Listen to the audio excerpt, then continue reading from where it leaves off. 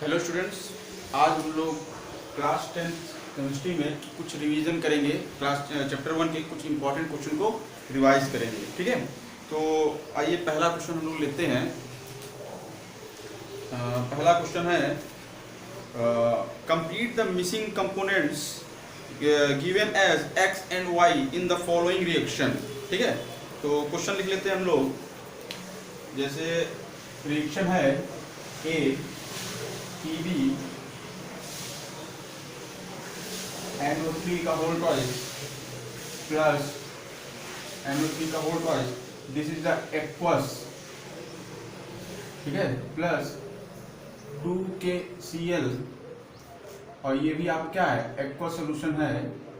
ठीक है, ये रिएक्ट कर लेता है जब आपस में, तो PbI2 और यहाँ पर X लिखा हुआ है प्लस 2KNO3 और ये है X। ठीक है, सिल्वर नाइट्रेट आपका रिएक्ट करता है पोटेशियम क्लोराइड से और सिल्वर आयोडाइड बन जाता है पोटेशियम नाइट्रेट। तो यहाँ पर X ये क्या होगा, सब्स्टिट्यूट में X क्या होगा। देखिए यहाँ पर एक्वस लिखा है, यहाँ पर एक्वस लिखा हुआ है, मतलब यहाँ पर आपके चार पॉसिबिलिटीज है। पहला solid, liquid, gas and solid, liquid, gas and aqueous. Aqueous मतलब वाटर में जो सोल्यूशन बनाया गया हो। लेकिन ये रिएक्शन जो है आपकी, ये रिएक्शन है प्रेसिपिटेशन रिएक्शन। कौन सी है? Precipitation reaction. तो यहाँ पर H क्या हो जाएगा आपका S। प्रेसिपिटेशन में हरदम एक एक्वस बनता है तो एक सॉलिड बनता है। ठीक है, एक प्रेसिपिटेट बनता है। ठीक, तो ये आपका क्या हो जाएगा, यहाँ पर S हो जाएगा, मतलब ये प्रेसिपिटेट बनेगा, यहाँ पर S हो जाएगा। ठीक है, सेकेंड है आपका व्हेन कॉपर, ये मेटल है तो ये सॉलिड स्टेट में रहेगा, plus silver nitrate and this is also aqueous solution. When both are reacting with each other, copper nitrate बनता है। ठीक है, और यहाँ पर X सॉलिड बन जाता है। ठीक है, X सॉलिड बन जाता है। ठीक, तो अब देखिए कॉपर सिल्वर नाइट्रेट से रिएक्ट करके कॉपर नाइट्रेट बना लेता है। कॉपर सिल्वर नाइट्रेट से रिएक्ट करके कॉपर नाइट्रेट बना लेता है। यहाँ पर देखिए डिस्प्लेस हो रहा है। डिस्प्लेस होने के बाद यहाँ पर कॉपर जब ऑक्सीडाइज होगा तो सिल्वर क्या हो जाएगा, रिड्यूस हो जाएगा। सिल्वर क्या हो जाएगा, रिड्यूस हो जाएगा। तो यहाँ पर X क्या आएगा आपका 2Ag, 2Ag। ठीक है, नेक्स्ट क्वेश्चन है सी आपका जिंक है, ये सॉलिड है और H2SO4 है। ठीक है, ये एक्वस में बन रहा है। जब ये दोनों रिएक्ट कर रहे हैं तो आपका बन जा रहा है जिंक सल्फेट, और यहाँ पर X है प्लस H2 और Y। ठीक है, तो अब यहाँ पर हम लोग के सिंपली X और Y में क्या पता करना है, X और Y में क्या बनेगा। ठीक है, जब जिंक आपका लिया गया है, सल्फ्यूरिक एसिड ट्रीट करेगा तो सिंपली ये साल्ट होगा। ठीक है, अब ये एक्वस सोल्यूशन है, वाटर बना हुआ है, तो साल्ट भी किसमें रहेगा, ये भी एक्वस में रहेगा। यहाँ पर क्या होगा, एक्वस। लेकिन ये हाइड्रोजन क्या होगा, हाइड्रोजन आपका क्या होगा, गैसियस स्टेट में रहेगा। हाइड्रोजन क्या होगा, गैसियस स्टेट में रहेगा। ठीक है, तो ये यहाँ पर हो गया। नेक्स्ट क्वेश्चन है व्हेन कैल्शियम कार्बोनेट, ये सॉलिड है, इसको जब आप हीट करते हो तो कैल्शियम ऑक्साइड बना लेता है, प्लस आपका बनाता है CO2। ठीक है, कैल्शियम ऑक्साइड आपका सॉलिड में रहता है,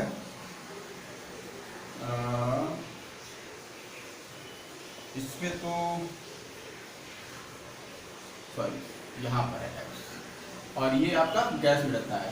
ठीक है, कैल्शियम ऑक्साइड आपका कैल्शियम कार्बोनेट, आप जब ऐसा कौन सा प्रोसेस करते हैं कि आपका कैल्शियम ऑक्साइड बन जाता है और कार्बन डाइऑक्साइड गैस रिलीज होती है। आप जानते हैं कि कैल्शियम ऑक्साइड को जब आप हीट करते हो, थर्मल डिकम्पोजिशन रिएक्शन करवाते हो, तब कैल्शियम ऑक्साइड और कार्बन डाइऑक्साइड गैस बनती है। तो यहाँ पर क्या हो जाएगा, यहाँ पर या तो ये निशान लगाइए या फिर आप हीट लिखिए।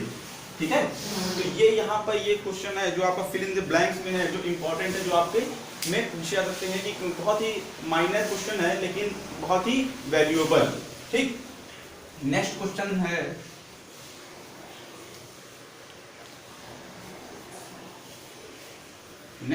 है आपका Identify the reducing agent in the following reaction. इसमें आपको रिड्यूसिंग एजेंट आइडेंटिफाई करना है जो रिएक्शन लिखी जा रही है। जैसे पहला है आपका 4NH3 प्लस 5O2, ठीक है। यहाँ पर क्या है 5O2 4NO प्लस 6H2O, ठीक है। अब देखिए यहाँ पर आपको निकालना क्या है, रिड्यूसिंग एजेंट।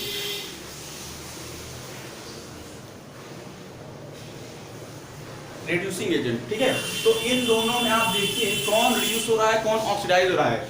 रिड्यूसिंग एजेंट वही होगा जो खुद ऑक्सीडाइज हो रहा हो, सॉरी खुद ऑक्सीडाइज हो रहा है और दूसरे को रिड्यूस कर दे रहा है। यहाँ पर ऑक्सीजन में कौन सी वैलेंस है, 0, और यहाँ पर क्या है ऑक्सीजन में -2, मतलब ऑक्सीजन क्या हो रहा है, रिड्यूस हो रहा है।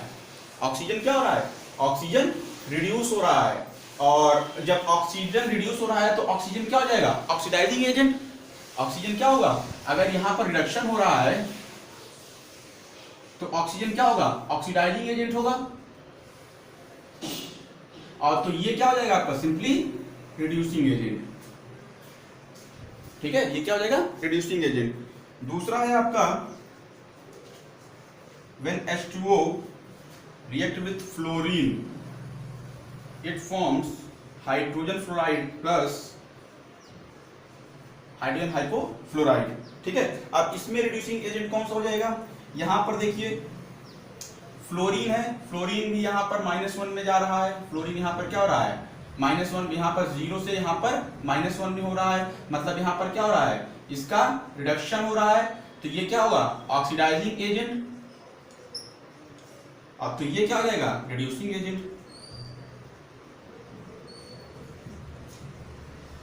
ये क्या हो जाएगा, रिड्यूसिंग एजेंट, ठीक है।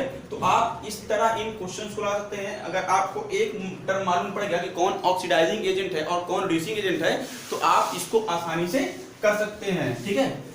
केवल एक टर्म आप निकाल लीजिए कि कौन रिड्यूसिंग एजेंट है, कौन ऑक्सीडाइजिंग एजेंट है, तो आप इसमें क्लियरली बता सकते हैं कि हाँ यहाँ पर किसको क्या रिडक्शन या ऑक्सीडेशन किसका हो रहा है, किसका नहीं, ठीक है। नेक्स्ट है आपका Fe2O3 plus 3CO, it form iron plus 3CO, ठीक है। अब यहाँ पर देखिए इसमें आपको ऑक्सीडाइजिंग एजेंट निकालना है, रिड्यूसिंग एजेंट निकालना है। यहाँ पर आयरन है, यहाँ पर आयरन आपका +3 फॉर्म में है, यहाँ पर आयरन 0 में है, यहाँ +3 है, वहां पर 0 है, तो आयरन का क्या हो रहा है, रिडक्शन। आयरन का अगर रिडक्शन हो रहा है तो आयरन क्या हो गया आपका, ऑक्सीडाइजिंग एजेंट। और तो ये क्या हो जाएगा आपका, this is the reducing agent. ये क्या हो जाएगा, रिड्यूसिंग एजेंट, ठीक है। तो इस तरह आप इसको आसानी से निकाल सकते हैं कि कौन ऑक्सीडाइजिंग एजेंट है और कौन रिड्यूसिंग एजेंट है, ठीक है। नाउ नेक्स्ट क्वेश्चन है आपका balance, identify the oxidising agent, identify the oxidising agent. इसके कुछ क्वेश्चन है, जैसे आपका magnesium plus oxygen it forms magnesium oxide, ठीक है। तो यहां पर देखिए, यहां पर मैग्नीशियम का क्या हो रहा है, यहां पर मैग्नीशियम 0 है, यहां पर +2 में है, तो मैग्नीशियम क्या हो गया, ऑक्सीडेशन। अगर मैग्नीशियम का ऑक्सीडेशन हो रहा है तो मैग्नीशियम भी क्या हो जाएगा, रिड्यूसिंग एजेंट। मैग्नीशियम क्या हो गया, रिड्यूसिंग एजेंट। तो ऑक्सीजन क्या हो जाएगा आपका, ऑक्सीडाइजिंग एजेंट, ठीक है। ऑक्सीजन क्या हो जाएगा, ऑक्सीडाइजिंग एजेंट। नेक्स्ट क्वेश्चन है, अगर कॉपर सल्फेट है प्लस जिंक का आपने रिएक्शन करवाया तो जिंक सल्फेट बन गया और कॉपर रिड्यूस हो गया, ठीक है। यहाँ पर कॉपर देखिए +2 फॉर्म में है, यहाँ पर कॉपर 0 में है, यहाँ पर कॉपर क्या हो गया है, रिडक्शन। कॉपर रिडक्शन हुआ तो कॉपर सल्फेट क्या हो जाएगा, ऑक्सीडाइजिंग एजेंट, ऑक्सीडाइजिंग एजेंट, ठीक है। तो इस तरह आप रिड्यूसिंग एजेंट और ऑक्सीडाइजिंग एजेंट को आसानी से फाइंड आउट कर सकते हैं कि कैसे कौन रिड्यूसिंग एजेंट होगा और कौन ऑक्सीडाइजिंग एजेंट होगा, okay.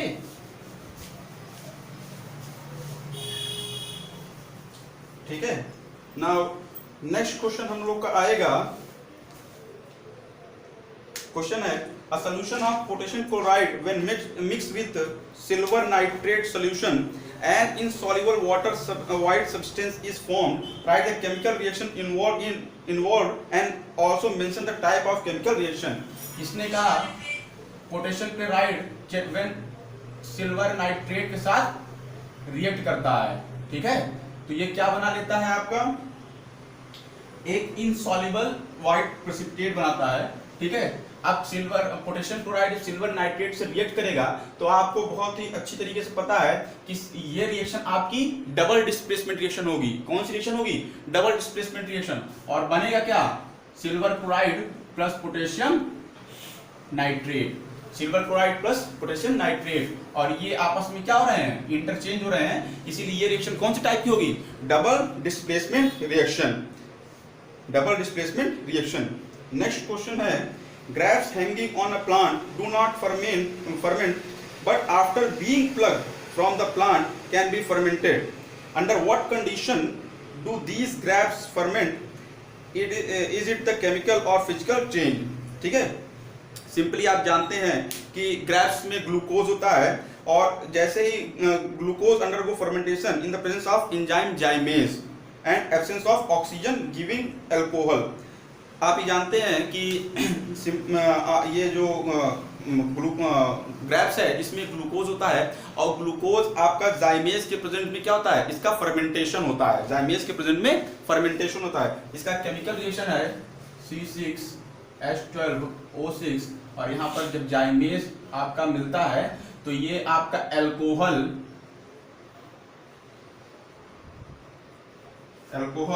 Plus carbon dioxide gas में कन्वर्ट हो जाता है। ये आपका इसका सोल्यूशन है, ये केमिकल रिएक्शन होगा, ठीक है, ये केमिकल रिएक्शन होगा। नेक्स्ट है, balance the following chemical equation and identify the type of reaction. ठीक है, हम आज अब बैलेंसिंग देखेंगे कि हमारे पास बैलेंसिंग कैसे हम लोग करते हैं। ठीक, पहला क्वेश्चन है magnesium plus Cl2 it forms magnesium chloride. इस रिएक्शन में हम लोग को कुछ करने की जरूरत नहीं है, this reaction is also balanced. ये रिएक्शन आपकी बैलेंस पहले से ही है, लेकिन इसमें हम लोग को टाइप ऑफ रिएक्शन पता करना है, तो ये रिएक्शन ही आपकी होगी क्या, कॉम्बिनेशन रिएक्शन। कौन सी रिएक्शन होगी, कॉम्बिनेशन रिएक्शन। दूसरा है आपका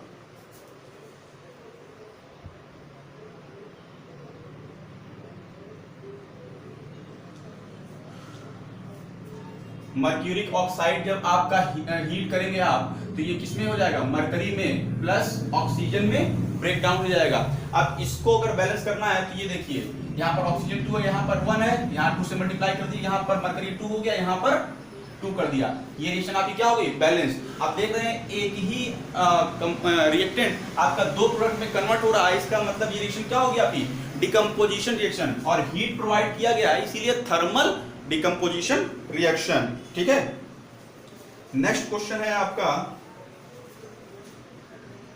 titanium chloride when react with magnesium it forms titanium plus magnesium chloride. इसको आपको बैलेंस करना है, तो इस रिएक्शन को जब आप बैलेंस करेंगे तो ये देखिए यहाँ पर क्लोरीन 4 है, यहाँ पर 2 है, यहाँ पर 2 से मल्टीप्लाई कर दिया तो क्लोरीन 4 हो गया, लेकिन यहाँ मैग्नीशियम 2 हो गया, यहाँ पर 1 है, यहाँ 2 से आप मल्टीप्लाई कर दीजिए तो आपका रिएक्शन क्या हो जाएगा, बैलेंस हो जाएगा। और ये कौन सी टाइप की रिएक्शन है, यहाँ पर मैग्नीशियम टाइटेनियम को उसके कंपाउंड से डिस्प्लेस कर रहा है, that's why this reaction is known as displacement reaction. This reaction is known as displacement reaction. ठीक है, नेक्स्ट है आपका कैल्शियम ऑक्साइड जब सिलिकॉन ऑक्साइड के साथ रिएक्ट करता है तो कैल्शियम सिलिकेट बना लेता है। ठीक है, कैल्शियम सिलिकेट बना लेता है। अब इसमें देखिए ये दोनों कंबाइन होकर एक प्रोडक्ट बना रहे हैं, तो रिएक्शन क्या होगी, कॉम्बिनेशन रिएक्शन। इसको आपको बैलेंस करना है, इसको जब आपको बैलेंस करने की जरूरत नहीं है, this reaction is also in balance position. ठीक है, तो ये आपका क्या है, ये रिएक्शन आपकी क्या है, बैलेंस पोजीशन में है। ठीक, नेक्स्ट क्वेश्चन जो है व्हाट हैपन, ये केमिकल इक्वेशन इसमें बनाना है कि क्या होगा ठीक है, इसमें केमिकल इक्वेशन हम लोग को बनाना है कि इसमें क्या होगा। तो पहला है what happen when a piece of zinc metal is added to copper sulphate solution. Copper sulphate solution में जब आप जिंक मेटल को डालेंगे तो डिस्प्लेसमेंट रिएक्शन होगी और आपका कॉपर रिड्यूस होगा प्लस जिंक सल्फेट आपका बन जाएगा। इसका कलर ब्लू कलर से चेंज होकर के थोड़ा व्हाइटनेस टाइप का हो जाएगा, ठीक है।